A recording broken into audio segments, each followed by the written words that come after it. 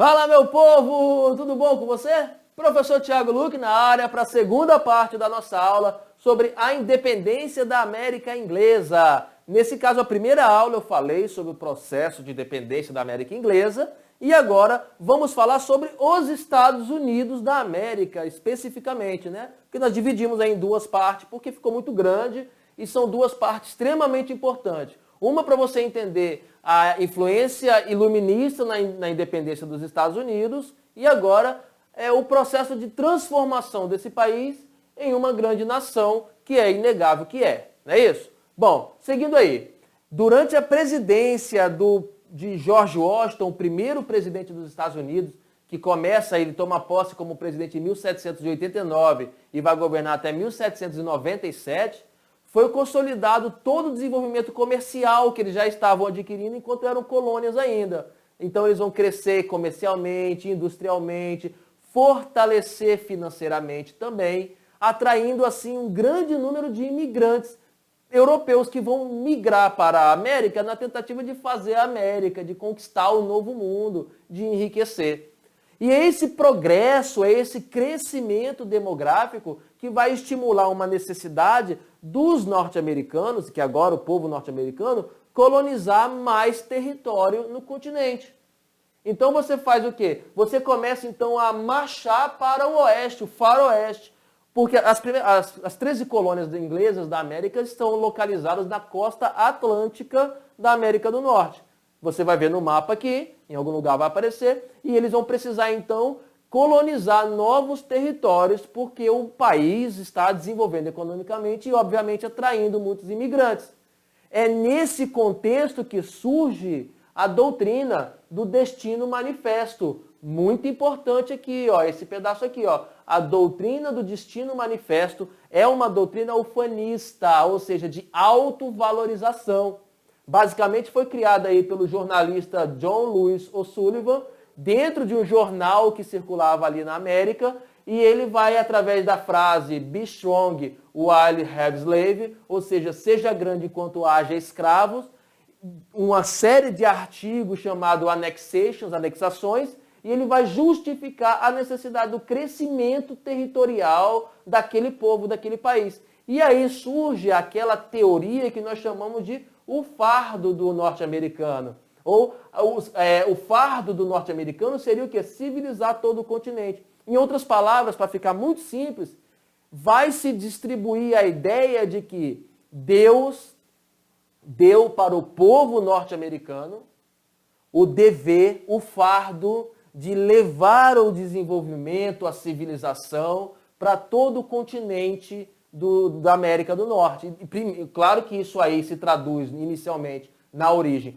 da América do Norte e depois vai se traduzir aí para toda a América, né, através do Big Stick, para todo mundo, através das campanhas imperialistas dos Estados Unidos. Vai aparecer uma imagem aqui em algum lugar, feita da época inclusive, que retrata muito bem isso. O espírito do desenvolvimento norte-americano, representado aí pela mulher voando, né, pelo espírito da prosperidade, né, e esse espírito carrega numa mão um livro, símbolo iluminista de conhecimento, e a fiação, né, um fio elétrico, e de acordo com que essa mulher avança na pintura, observa que ela vai dissipando a escuridão vai sendo expulsa por ela, que ela traz a luz, junto com ela vem colonos, agricultores, trens, navios, e foge os indígenas, os selvagens, os bárbaros. E aqui nós temos que lembrar que todo esse processo de crescimento territorial do Destino Manifesto vai ser regado a sangue de nativos. Ele é marcado pelo genocídio contra os povos indígenas. Aquilo que nós vamos ver de faroeste, né? O faroeste, as campanhas contra os selvagens para colonizar o oeste dos Estados Unidos, né? O faroeste, né? Só que aí tem outro detalhezinho que aí é que é meio que decoreba. Essa campanha de aumento territorial dos Estados Unidos da América, ela acontece basicamente, principalmente de duas formas diferentes. Primeira forma, através da compra de territórios, e na segunda forma, a partir da tomada de territórios. Os norte-americanos eles vão expandir o seu território para o oeste, dizimando os povos indígenas, assassinando, expropriando as terras indígenas. E, além disso, eles vão comprar áreas de outros países, como o pedaço que chamava-se Louisiana, que vai ser comprado da França em 1803. A Flórida, que pertencia à Espanha, vai ser comprada em 1819. E o Alasca, que pertencia à Rússia, que vai ser comprada em 1867. Então, são grandes territórios comprados. Além disso, ao mesmo tempo que eles compravam esses territórios, eles também invadiam, tomavam territórios, como o atual território do Texas, da Califórnia, Novo México, Arizona, Utah, Nevada, tudo isso tomado da Espanha principalmente, em guerras até 1848. Então os Estados Unidos vai ampliar muito seu território também tomando esses pedaços. No caso do Texas, é interessante falar, que é um detalhe à parte, que o povo texano, influenciado pelos norte-americanos obviamente, declarar a sua independência do México e depois solicitar a sua anexação aos Estados Unidos. Lembrando que lá você tem estados autônomos em relação à política.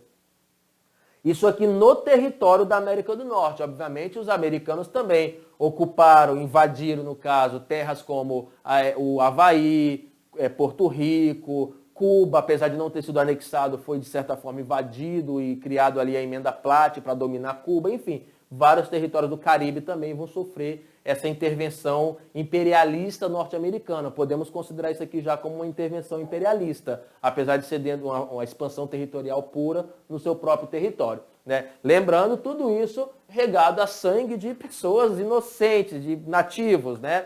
Olha só, galera, é dessa forma que os Estados Unidos da América, dentro dessa ideologia ufanista, né, dessa ideologia nacionalista, de que Deus deu para ele o fardo do desenvolvimento, de levar a tecnologia e a civilização para todos os povos, vai se desenvolver um país muito grande e poderoso, porém com um contraste muito sério interno, que já foi falado que desde a Constituição de 1787 vai haver já de cara uma contradição. Porque lá na Constituição, tanto na Carta de Independência quanto na Constituição, diz que todos os homens são iguais perante a lei. Todos têm direitos naturais. Só que é um país dividido, há diferenças ali. Já que cada estado é autônomo, você tem os estados do norte industrializados precisando romper com a prática da escravidão, porque você já sabe que a escravidão não combina com a industrialização. A indústria precisa ter mão de obra para produzir e mercado consumidor para consumir. E o escravo não é o mercado consumidor. Logo, os estados do norte industrializados precisam romper com a escravidão praticada nos estados do sul. E, além disso, você tinha aí as práticas protecionistas que os estados do sul praticavam. Outra coisa que não combina muito bem com a indústria, que precisa de concorrer e não de estados interventores. E aí os estados do sul também praticavam intervencionismo através dessas taxas protecionistas da sua economia. E isso estava prejudicando os Estados Unidos. Obviamente, o desenvolvimento maior ainda, principalmente dos estados do sul. Temos aí, então, uma contradição muito séria, né? A presença da escravidão, a falta do desenvolvimento econômico por causa da escravidão estava prejudicando. Por isso, em 1861, é eleito o presidente Abraham Lincoln, o presidente dos Estados Unidos, oriundo do norte do país, e ele vai propor a 13ª emenda constitucional, naquela Constituição de 1787, promovendo aí, então, a libertação dos escravos nos Estados Unidos.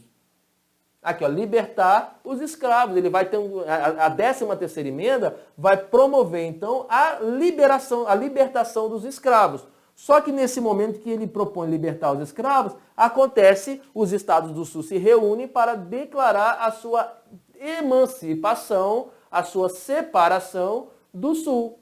Entre o norte e o sul, então, vai se separar. A propósito, a palavra guerra de secessão, a palavra secessão vem de cessar, de separar, né? Então vai haver uma seção entre sul e norte dos Estados Unidos. Eles vão promover a separação. Os estados do norte vão ser conhecidos como os federalistas.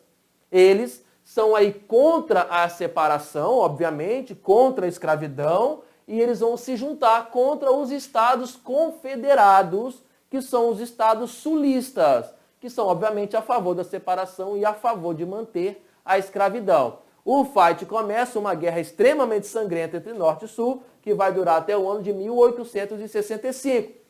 O Sul, mesmo tendo a ajuda dos ingleses, eles vão perder essa guerra. Obviamente, os estados do Norte, eles são estados mais industrializados, podem produzir muito mais armas e têm muito mais dinheiro. Mesmo o Sul combatendo muito bem nessa guerra, tendo a ajuda dos ingleses, vai ser extremamente sangrenta, várias batalhas sangrentas, com vários heróis nacionais surgidos aqui, você vai ter mesmo assim a vitória dos estados do Norte sobre os estados do Sul.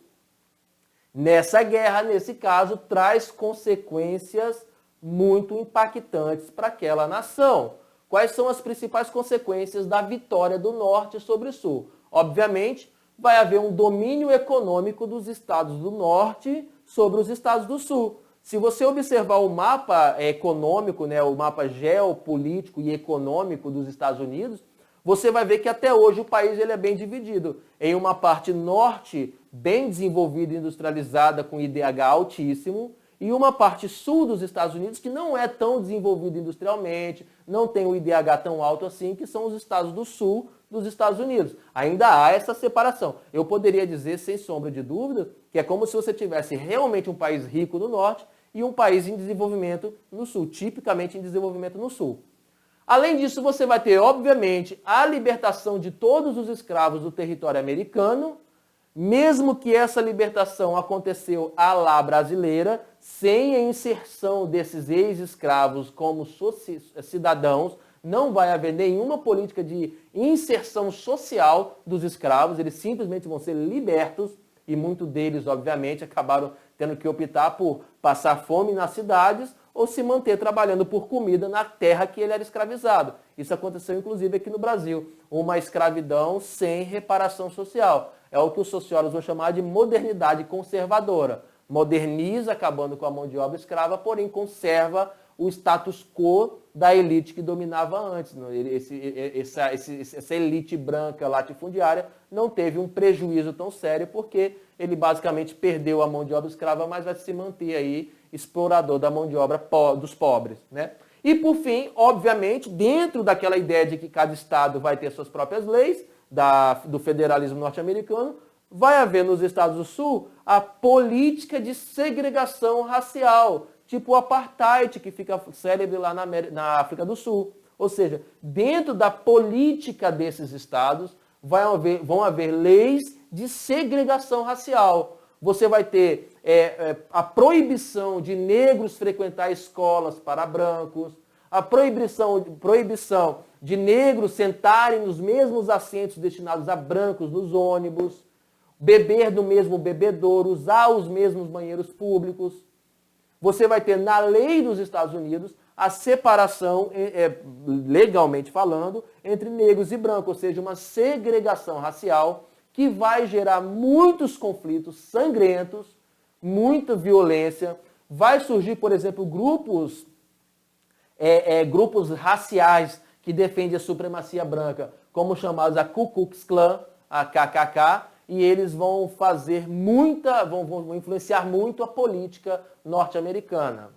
Além do destaque que nós devemos dar aí a esse grupo supremacista branco, que ainda existe nos Estados Unidos, ainda fazem coisas horrorosas, absurdas, inclusive na política recente, voltaram a aparecer nas ruas depois da eleição, por exemplo, do Donald Trump nos Estados Unidos, que de certa forma não apoia diretamente, mas empodera esses grupos supremacistas brancos, né? Tanto que há conflito nos Estados Unidos até hoje pelo reconhecimento da dignidade dos negros.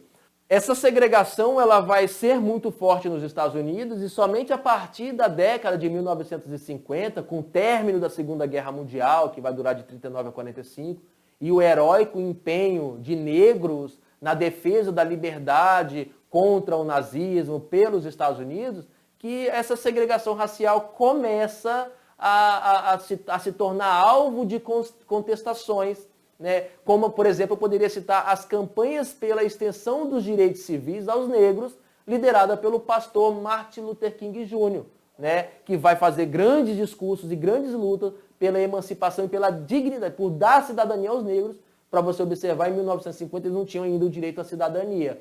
E vai ter lutas como o de Martin Luther King, Malcolm X e outros heróis norte-americanos que vão lutar pela inclusão dos negros de fato à sociedade norte-americana. Só que vale lembrar que lá nos Estados Unidos essa questão ainda é uma ferida aberta, ainda há debates em torno disso, ainda há grupos de supremacistas brancos, mesmo não sendo permitido mais por lei, mas também eles existem ainda, e existe ainda a luta pelo reconhecimento da igualdade racial lá. Mas, de qualquer forma, essa é uma marca, uma consequência da guerra de secessão dos Estados Unidos, e esse aí é o final da nossa aula sobre independência e desenvolvimento dos Estados Unidos. Meu povo, segue daí estudando a fundo a cara no livro, se dedica, que nós estamos aí fazendo mais aula para vocês. Tchau!